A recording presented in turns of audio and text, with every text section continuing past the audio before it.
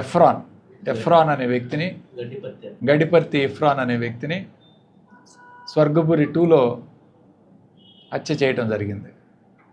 ఇది అందరికీ తెలిసిన విషయమే నర్సరావుపేటలో. అయితే నిన్న పోలీసు వాళ్ళు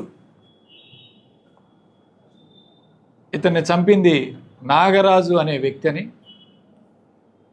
నిన్న మ్యాజిస్ట్రేట్ ముందు హాజరుపరిచి FIR copy plus remand report రెండు కూడా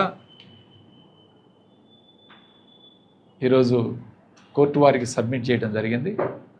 ఈ రెండింటిని కూడా మీకు విలేకరులందరికీ కూడా ఇవి కూడా ఈ కాగితాలు కూడా మీకు అందజేసే కార్యక్రమం చేస్తాం. సో దీనిలో నాగరాజు అనే వ్యక్తి మాత్రమే ఈ హత్య చేశాడు.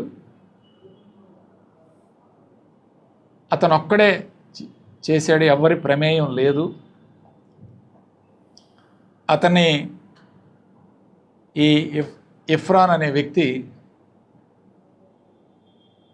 డబ్బులు ఇవ్వకుండా అతన్ని చిత్రహింసలు పెట్టడం వలన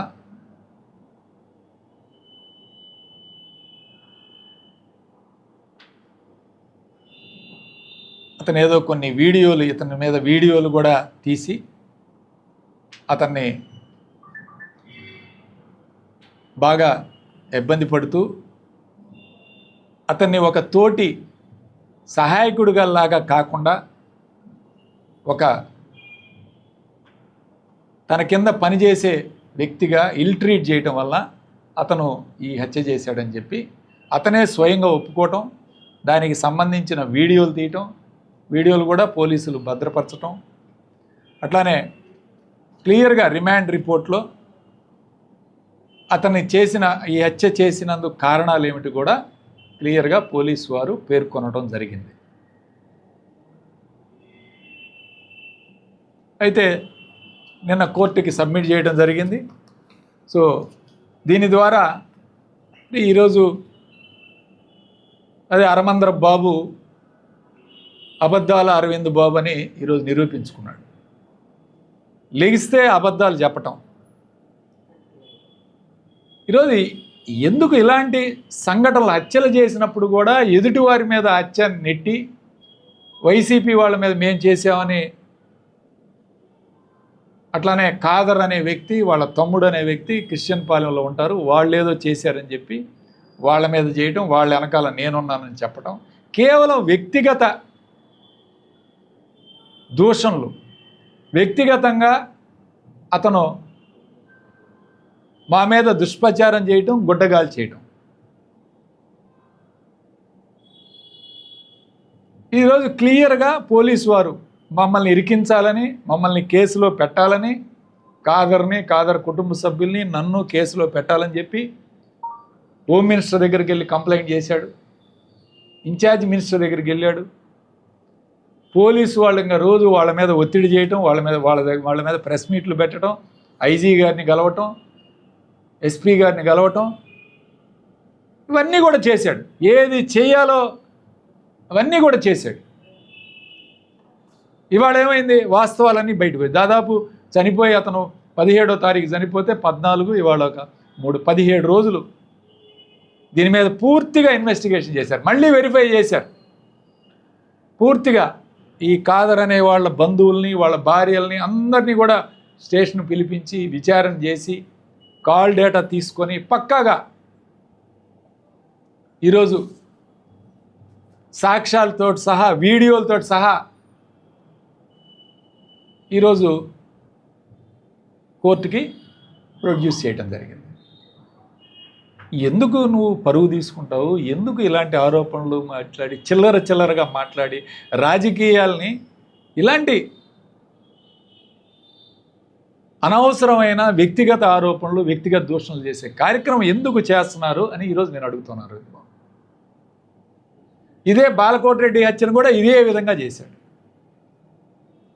ఇంకా అబద్ధాలు, ఇంకా ఇది అబద్ధం అయినప్పుడు ఇవన్నీ కూడా అబద్ధాలే. నేను చెప్పేది ఏంటంటే ఈ అబద్ధాలన్నింటినీ పదే చెప్తూ వచ్చాను. నేను గతంలో కూడా చెప్పాను అనేక సార్లు, నీ సాక్ష్యాలు ఏమైనా ఉంటే తీసుకురమ్మని చెప్పాను.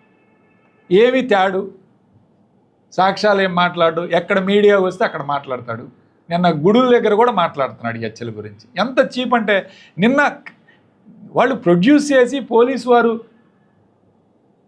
వ్యవహరిస్తే కార్తీక మాసం గుడుల దగ్గర కూడా హత్యల గురించి దీని గురించి మాట్లాడుతున్నాడంటే ఇతను నిజంగా ఎంత దిగజారిపోయి మాట్లాడుతున్నాడో ఒక స్థానిక శాసనసభ్యుడు.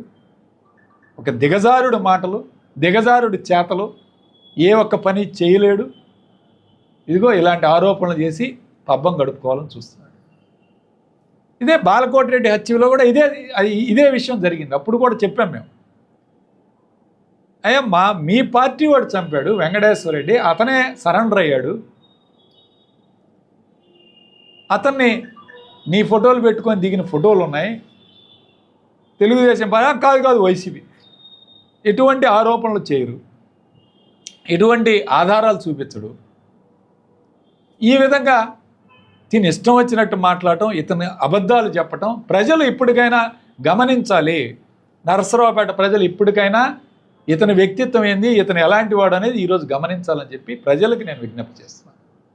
ఇలాంటి చీప్ మెంటాలిటీ, చీప్ పనులు చేసే కార్యక్రమాలు రాజకీయాల్లో సరిపోవు. ఇది కరెక్ట్ కాదు. కాబట్టి మా ప్రభుత్వం అన్నప్పుడు ఏమైనా అన్యాయంగా మీద కేసులు పెట్టామా? ఈరోజు అన్యాయంగా మా మీద ఒక మర్డర్ కేసు పెట్టాలని ఇంత దుర్మార్గంగా ఇన్ఛార్జ్ మంత్రి గారి దగ్గర తిరుగుతాడు, హోమ్ మినిస్టర్ దగ్గర తిరుగుతాడు, అందరి దగ్గర కంప్లైంట్ ఇస్తాడు. ఇదేమి సోద్యమో నాకు అర్థం కాదు. ఇదేమి రాజకీయం? ఇలాంటి రాజకీయాలు చేసి ఎన్ని రోజులు బట్ట కడతావు? ఎన్ని రోజులు నువ్వు రాజకీయాల్లో మనుగడ సాధించగలవు? అనవసరంగా అన్యాయంగా ఆ క్రిస్టియన్ పాలనలో కాదర్ని ఇరికించాలని, కాదర్ తమ్ముడిని ఇరికించాలని నీ ప్రయత్నాలన్నీ తప్పు, నువ్వు చెప్పినవన్నీ అబద్ధాలు అని ఈరోజు పూర్తిగా సాక్ష్యాలతో సహా ఈరోజు పొందుపరచడం జరిగింది. కాబట్టి ఇప్పటికైనా అబద్ధాలు మానుకొని విలువైన రాజకీయం చేయండి, విలువలు గల రాజకీయాన్ని చేయండి, ఆదర్శంగా నిలబడండి. ఇది నేను చెప్పేది. ఎమ్మెల్యే గారికి నేను ఇదే చెప్పదలుచుకున్నాను. ఇవాళ ఒక ఎస్సీ కుర్రవాడు చనిపోయాడని చెప్పి మళ్ళీ ఆరోపణలు చేయటం, వాళ్ళ చేత ప్రెస్ మీట్లు, ఇలాంటివి వద్దు. పోలీసు వారు క్షుణ్ణంగా 17 రోజుల నుంచి ఇన్వెస్టిగేషన్ చేశారు. వాళ్ళు అన్ని వీడియో రికార్డులతో సహా వాళ్ళు ప్రొడ్యూస్ చేసే కార్యక్రమం చేస్తున్నారు. కాబట్టి బాలకోటిరెడ్డి హత్య ఇలానే జరిగింది, ఆయన ఇబ్రహీం హత్య ఇలానే జరిగింది. మాకు ఎటువంటి సంబంధం లేని విషయాల్లో మమ్మల్ని పదే లాగటం, పదే ఈ విధంగా మాట్లాడటం, చిల్లర రాజకీయాలు చేయటం, ఈ చిల్లరతనం ఇప్పటికైనా మానేసి ఒక గౌరవంగా ఒక ఎమ్మెల్యే స్థానానికి ఒక విలువ ఉంటుంది, ఆ విలువని కాపాడాలని చెప్పి నేను ఈరోజు మీ ద్వారా రిక్వెస్ట్ చేస్తున్నాను. అట్లానే మేము ఒకటే చెప్పదలుచుకున్నాం, మాకెవరికి హత్యలు చేసి హత్య రాజకీయాలు చేయాల్సిన అవసరం లేదు, ఆ అవసరం కూడా రాదు. అలాంటి చేసేవాళ్ళం కాదు మేము. అది మేము క్లియర్గా చెప్పదలుచుకున్నాం. ఈరోజు ప్రజలకు కూడా మీ ద్వారా చెప్పదలుచుకున్నాం.